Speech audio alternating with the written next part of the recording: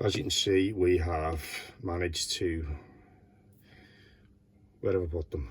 Straighten out the slide bars, strip the loco, straighten out that bent slide bar, and I glued it back into the piston block.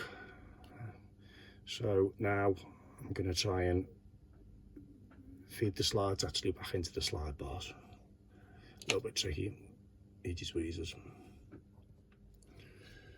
Got the piston block back on. I've just got to tidy up all the connecting rods now, make sure nothing's bent like that. That is possibly upside down. We'll have a little look. Seems to be running now. The motor wedged up out the way. So we've got slide bars. They're not perfectly straight, but they are better. The other side, actually, the good side was, to be honest with you, trickier to get together. So let's run that.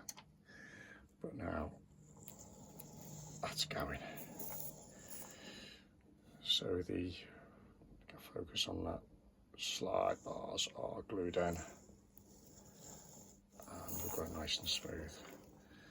So I know there's loads of muck on that cog, but we will get the motor back on. We'll see if we can get it running, eh? There you go.